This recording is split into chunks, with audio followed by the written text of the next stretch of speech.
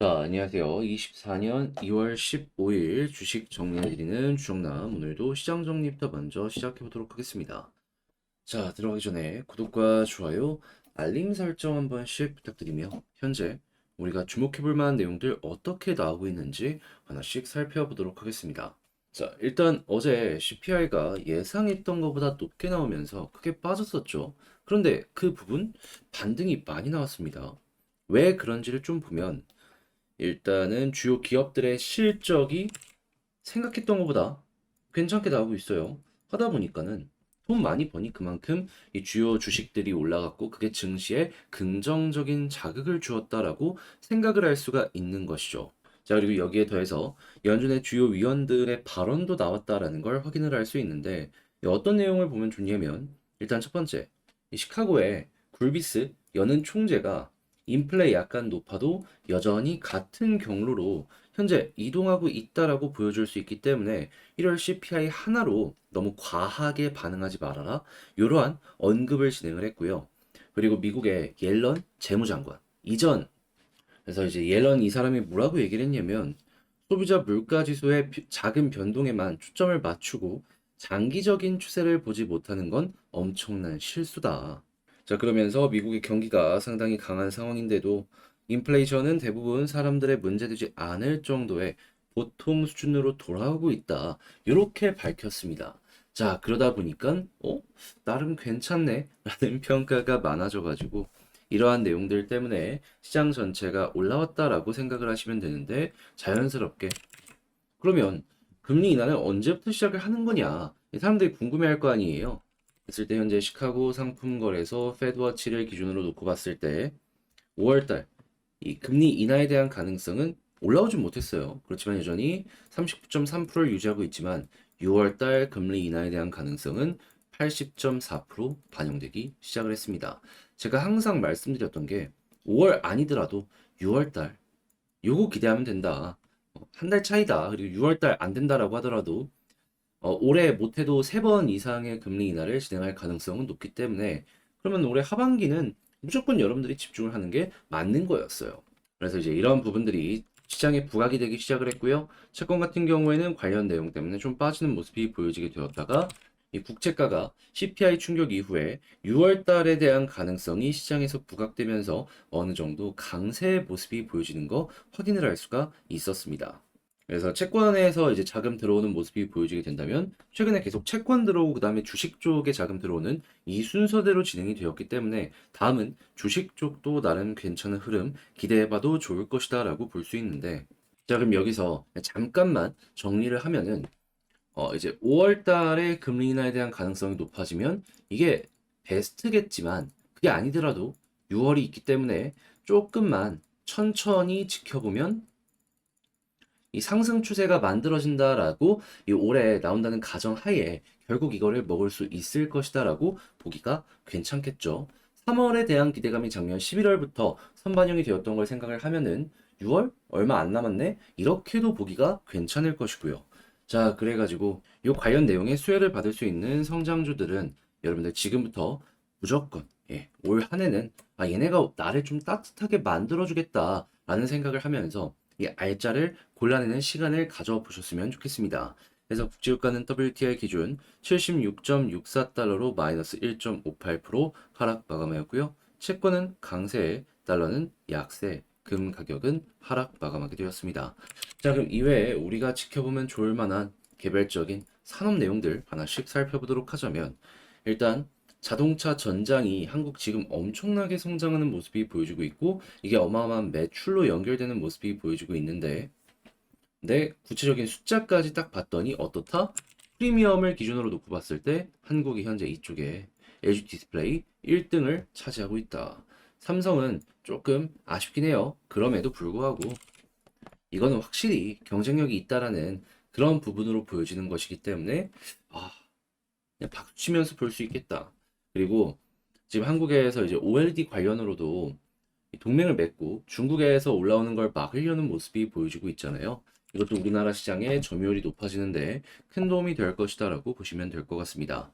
자, 그리고 전기차 같은 경우에는 정말 지금 좀 힘든 시간이에요. 하지만 금리 인하가 진행이 된다면 결국 전기차에 대한 구매도 늘어날 것이다라는 전망이 많이 늘어나고 있고, 그리고 보급형이 올해 많이 배포가 될 것이다라는 이러한 이야기들도 많기 때문에 글로벌적으로 전기차 밸류체인에 엮여 있는 종목들 같은 경우에는 소재를 팔든 아니면은 이 충전 관련되어 있는 것들을 팔든 매출이 조금씩 조금씩 올라올 수 있으니까 여러분들 이것도 기대를 하면서 한번 살펴보시면 좋을 것 같습니다. 소재 같은 경우에도 지금 당장은 힘들더라도 결국 미래에는 좋을 가능성이 높기 때문에 투자가 계속된다라는 거 확인할 수 있고요. 자, 그리고 AI 같은 경우에도 자연스럽게 우리는 이쪽은 돈이 될 수밖에 없겠구나. 현재 이 챗GPT의 CEO가 대놓고 얘기했죠. 현재 AI는 흑백 사진과 같은 정도의 수준이다. 향후에 더욱더 발전할 수 있다. 이쪽은 이제 돈도 돈이지만 인력도 인력이고 투자도 계속될 것이다라고 여러분들 기대를 해주시면 좋을 것 같습니다. 이거 암만 생각을 하더라도 1, 2년으로 끝날 만한 그런 내용은 아닌 것 같아요. 자, 그리고 지금 라인 망가, 신혈의 구세주, 일본 톱스타 등극 막 이런 얘기를 하면서 웹툰 시장 자체가 엄청나게 커지고 있다라는 부분이 보여주고 있습니다.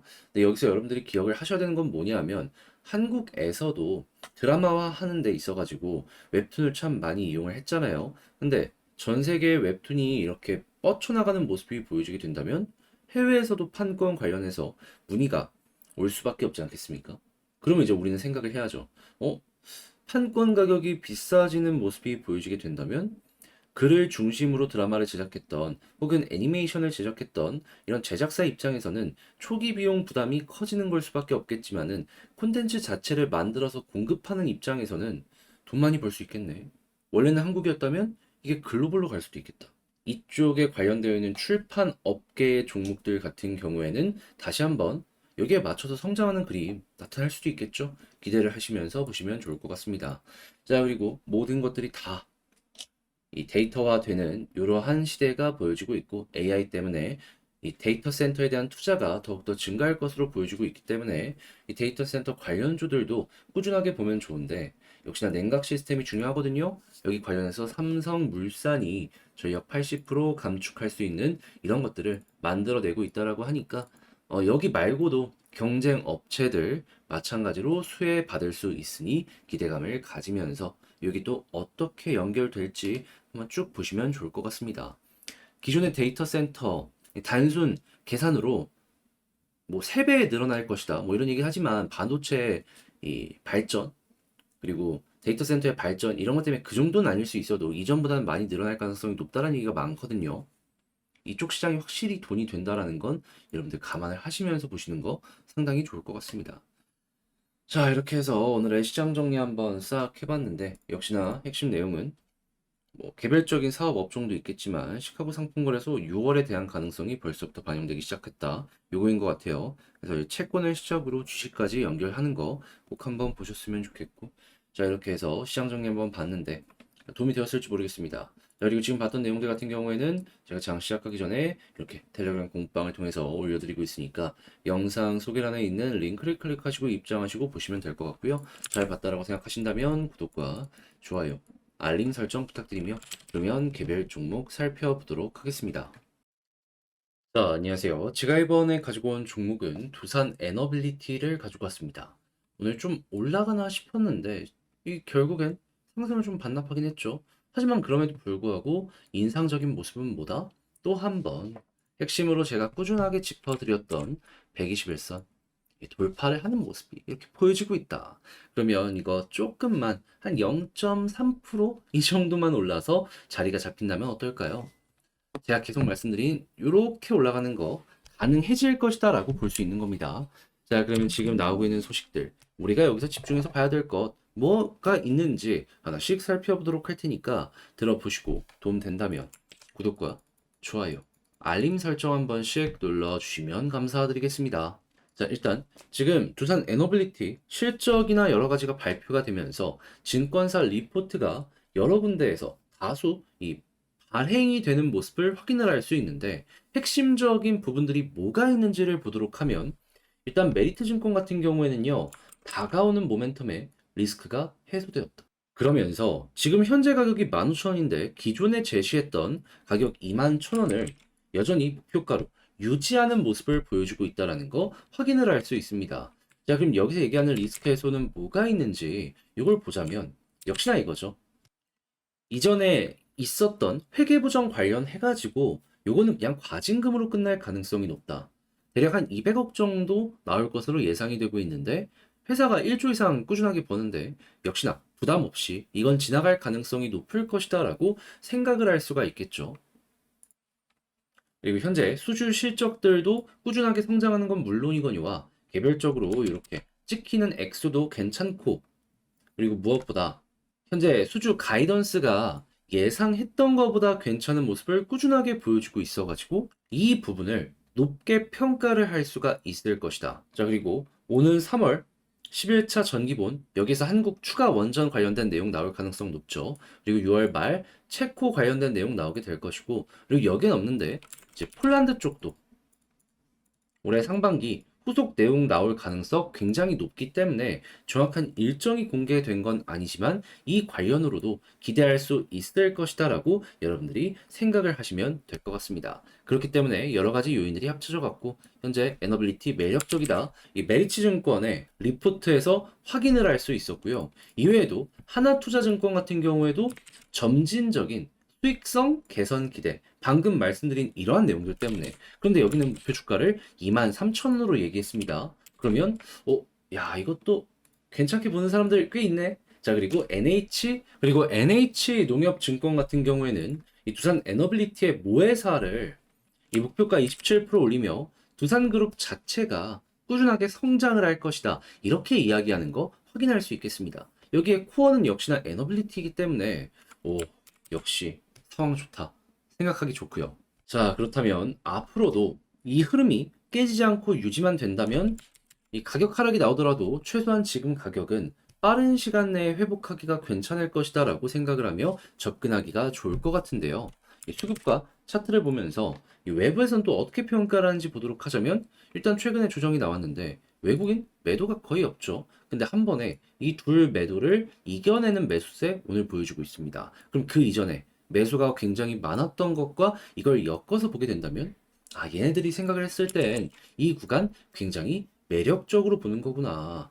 여기에 이제 기관까지 끼어가지고 개인들 꾸준하게 털리는 모습만 보여주게 되더라도요. 충분히 다음번 스텝이 나왔을 때 이 둘 때문에 올라갈 가능성 높게 될 겁니다. 그럼 저들 지금 상황만 유지가 되더라도 편안하게 한번 보시면 좋을 것 같고 그랬을 때 현재 지지라인 보면 121선 위가 베스트지만 좀 더 빠지더라도 21선 이탈 안 하면 뭐 굳이 매도할 이유 없고요.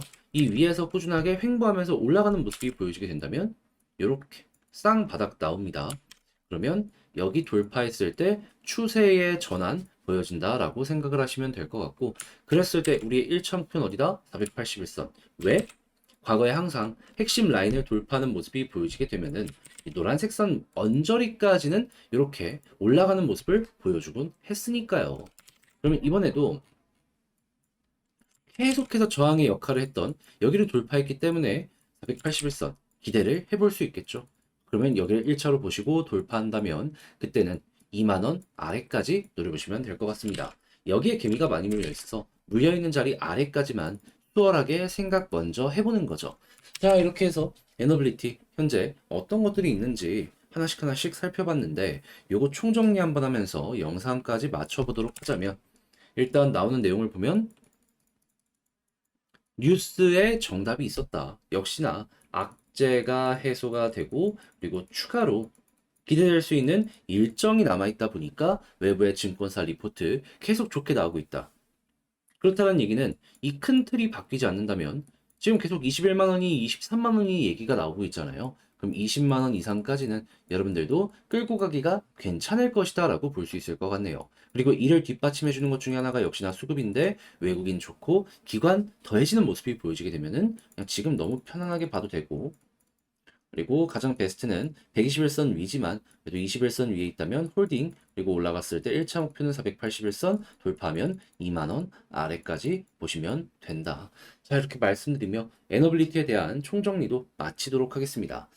자, 어떻게 여러분들께 관련 내용이 도움이 되었을지 모르겠어요. 잘 봤다라고 생각을 하신다면 구독과 좋아요, 알림 설정 한 번씩 부탁을 드리고요.